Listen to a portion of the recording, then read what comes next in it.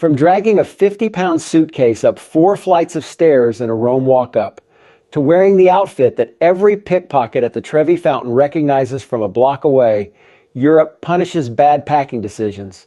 And the older you get, the more painful those punishments tend to get. We're talking about backs that won't straighten by day 3, wallets that vanish in Barcelona metros without you noticing, and the small but very specific indignity of holding up a train platform in Florence while the wheel of your suitcase rolls quietly into a drainage grate. There are 5 common mistakes, and 4 of them happen before you ever leave the house. The 5th one is responsible for more travelers being turned around at airport gates in 2026 than every other reason combined, and most of them had no idea this rule existed. Number 5, packing too many clothes. This is the mistake almost everyone makes on their first European trip, and plenty of people make it on their 10th. You can spot it from a mile away. Someone preparing for every possible scenario, which is how you end up with a formal outfit for the fancy dinner you will never go to, 3 sweaters in case Tuscany suddenly turns into Iceland, and a different shirt for every single day, because heaven forbid the same blouse appears in 2 photographs. Europe has stores. They also have laundromats, and most hotels in Paris and Florence will wash a load of clothes for 15 euros and have it folded back in your room by morning. You're not packing for a Mars mission. A capsule wardrobe solves this. 3 bottoms and 5 tops in colors that work together gives you 15 possible outfit combinations, which covers a 10-day trip with room to spare. Add 1 nicer outfit for restaurants and the churches that have dress codes, and you are done. Merino wool earns its keep. The fabric resists odor naturally, so you can wear the same shirt 3 or 4 times without anyone noticing, yourself included. Yes, really. 2 merino tops can replace 7 cotton ones, and they pack down smaller. Pair them with a small bottle of wrinkle release spray, which revives a folded shirt in about 30 seconds and saves you from hotel irons that look like they were last serviced in 1987. And the more clothes you pack, the more relevant the next mistake becomes. Number 4, bringing the wrong shoes. Watch what most people do. They pack 3 pairs for a week-long trip. Walking sneakers, dressy shoes for dinner, and the sandals just in case. All 3 pairs eat about 1/3 of your suitcase, and you will wear 2 of them for a combined total of maybe 90 minutes before they sink to the bottom of your bag for the rest of the trip. At home, your shoes work fine. The pavement is flat, you drive most places, and the longest walk you take is from the parking lot to the entrance of Trader Joe's. Cobblestones in Lisbon and the marble floors at the Vatican are a different sport entirely. They genuinely eat shoes, twist ankles, and turn what was supposed to be a romantic stroll into 8 hours of looking for a bench. What you need is 1 pair of broken-in, supportive walking shoes that look fine with both jeans and a nicer shirt. Wear them on the plane so they do not take up suitcase space. If you absolutely must bring a 2nd pair, make it lightweight and packable, not the dress shoes you wear to weddings. This is where most American travelers panic. The fear is showing up to dinner in Paris in sneakers and getting laughed out of the restaurant. That fear is misplaced. Travel influencers love telling American tourists they need separate dress shoes for European restaurants. And those influencers are wrong. European restaurants tend to be far less formal than Americans expect.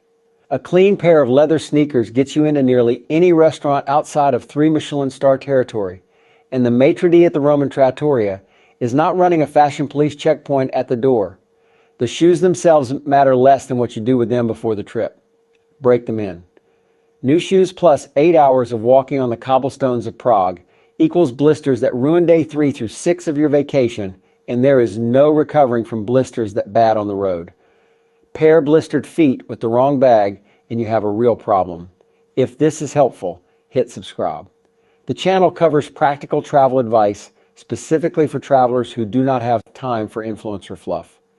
If your shoes are already taking up 1/3 of your suitcase, the mistake we're about to cover makes that situation a lot worse.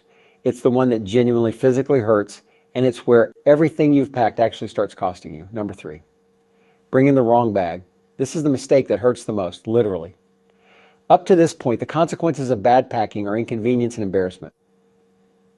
A wrong bag flips that to genuine physical pain, and unlike the wrong shoes, you cannot leave a 50-pound suitcase at the hotel and pretend it is not their dot. So what counts as the wrong bag? Almost always a giant roller suitcase, the kind designed for a 2-week beach vacation where you check it once and a hotel valet handles it the rest of the trip. Europe is not that vacation.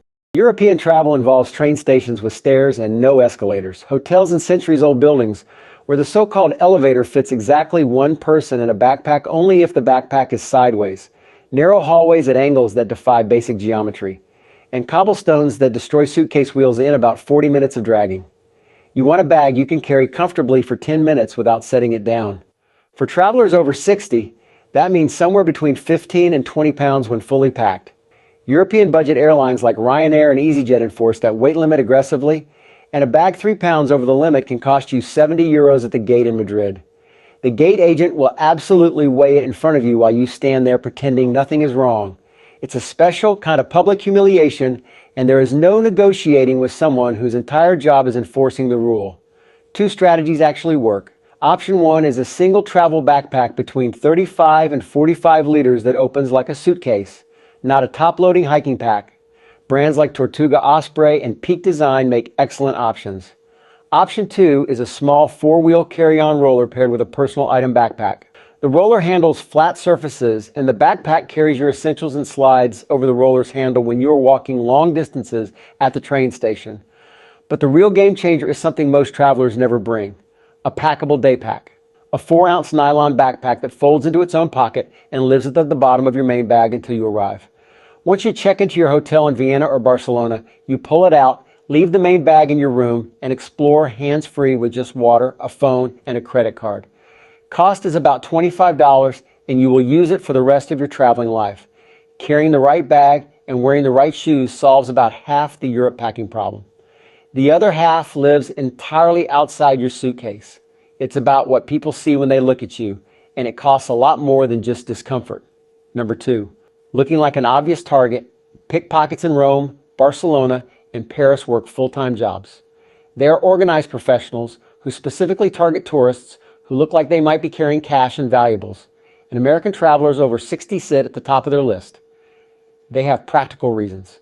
Older Americans tend to carry physical credit cards, more cash than younger travelers, and expensive items like good cameras and quality watches. Pickpockets know this, and they spot the right targets within seconds based entirely on what those targets are wearing. There's a uniform pickpockets in Barcelona can spot from across Las Ramblas, and a lot of American visitors are wearing it without realizing. University sweatshirts and team logos are the most obvious giveaway, but a fanny pack worn on the outside of your clothes runs a close second, followed by those convertible zip-off pants that somehow manage to look worse than either pants or shorts would have looked on their own. Add bright white sneakers without a single scuff mark, baseball caps for American sports teams nobody in Spain has heard of, and money belts so visible under thin shirts that they might as well come with directional arrows. European travelers tend to dress simply. Dark jeans or chinos, plain sweaters, leather sneakers or loafers, and a jacket without a logo screaming what brand made it. You can keep being American. Just stop wearing a billboard about it. A well-dressed American who blends in still has an American passport and an American accent, but the difference is whether pickpockets identify you as a target before you have even opened your mouth in St. Mark's Square. And the bag itself matters as much as the clothes. A crossbody worn in front of you with a zip closure is far better than a backpack on your back.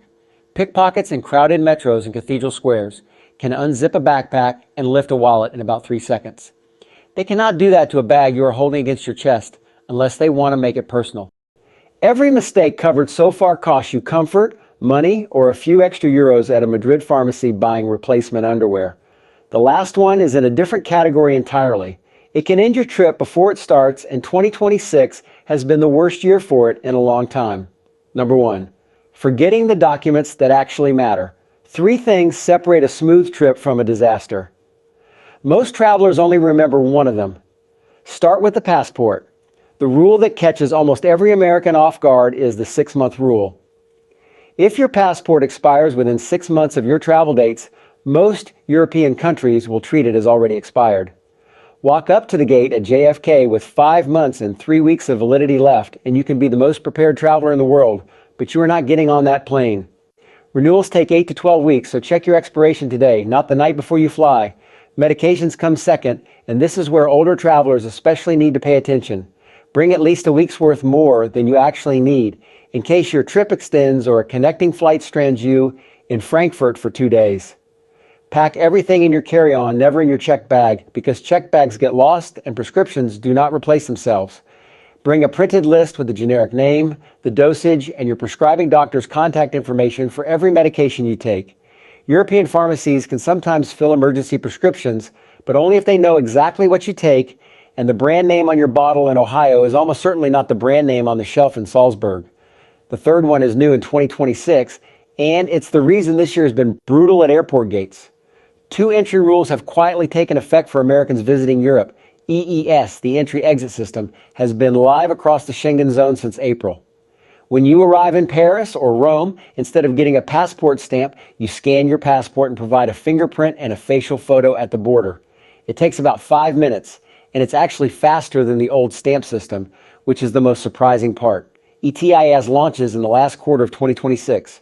Once it's active, every American traveler will need to apply online before flying. The fee is €20, except for travelers over the age of 70. For seniors, the fee is waived completely. Yes, really. You still fill out the application because the European Union still wants to know you're coming, but the payment portion just disappears at checkout.